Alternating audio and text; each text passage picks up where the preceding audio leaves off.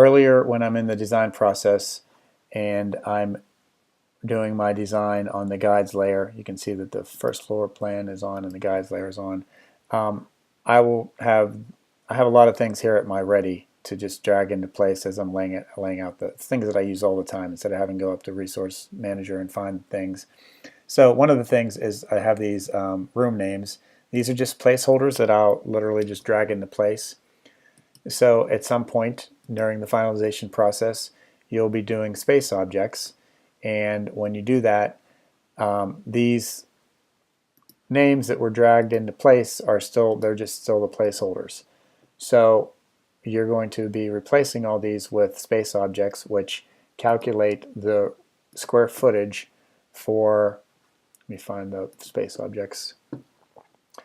They tabulate onto a worksheet how much square footage there is in each room for flooring or carpeting or whatever else. And I just want to show you how to do those or how to check them. So these all have already been done.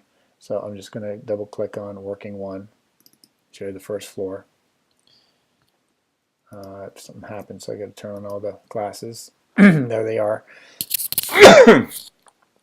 All of the space objects are numbered. First of all, first floor starts with a 1, second floor starts with a 2, basement level starts with a 0. I usually start with room or space 101, so go 101, 102, 103. This one, as I was proofreading it, I saw that the deck room's space object was left off, so rather than renumber all of them, I just called it 100.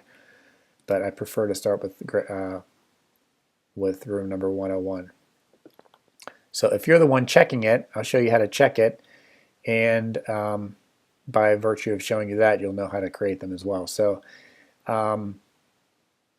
you can just if you hover over it, you'll see the attributes are set to no fill and no line on purpose. So you create these by being in the space spec class and having the space object turned on and using this polygon mode and tracing around a room. If you're doing a room or a room and its closet, or like in this case kitchen and its pantry, you're tracing around. You can see here you're just going from center line of wall all the way around. The reason that's out in the middle is because it abuts this breakfast room. The foyer, it's going around the stairs, and it's including this hall back in here and also the closet back in there. Study is a simple shape. The dining room is a simple shape. Powder room, same thing. Great room is a little bit odd because of the stairs that are in there. Again, if you looked, this room is wrong. It should include that fireplace. So if you find one that's wrong, you just can create another space and then just add them. Okay, now that one's correct. Stairs do not get a number, but they do get a space object because they'll be calculating those for flooring. So I always, if it's created, if it's already created, it should be sitting up here 111 feet to the north. So you can just, again, hover over it to make sure that they all jive with that, and they do. So I can move that one back up. Porches and decks just go to the extreme, edges of the porch or the deck.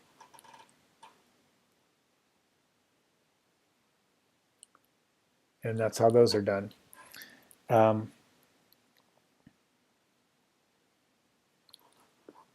Doing those for first floor, second floor, and basement.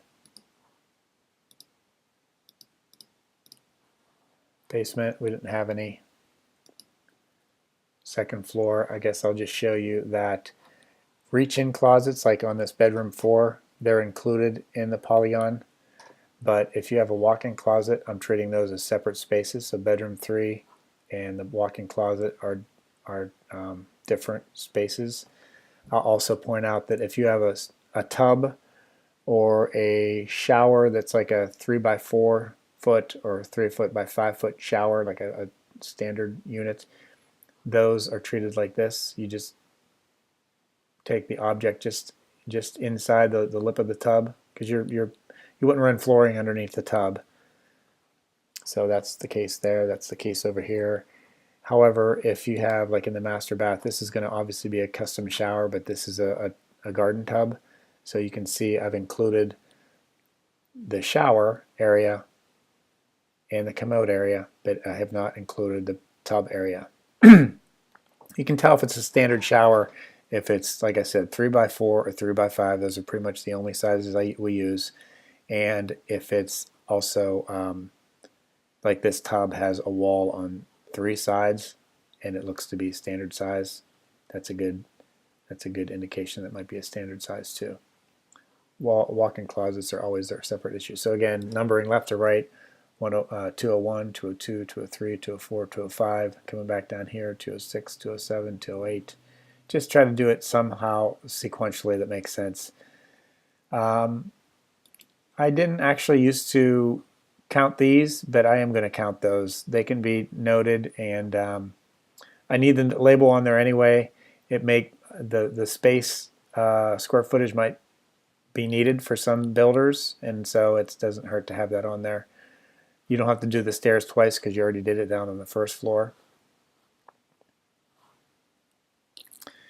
Two other things that are usually go along with this is that usually there are in the template, I have in the annotations, these notes are usually placed on the layout early on during the layout phase, during the design phase. These usually don't start showing up until you're finalizing them. So when you come to the job, these should already be deleted. Those should already be on the job, and so if they're on the job on the page, they don't even need to be there. First thing I do is delete those two things, and then I just start looking, and if I'm the one finishing it, I'm taking the shower thing and I'm taking it over to the job and I'm placing it. If you know that it doesn't,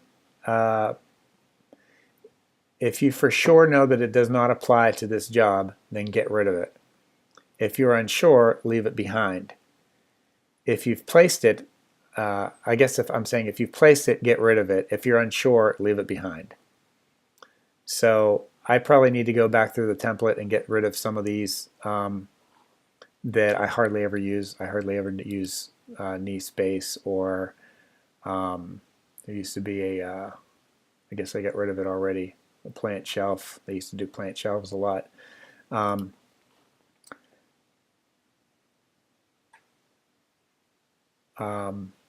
Yeah, it doesn't hurt to leave them behind, I guess, just in case you are unsure.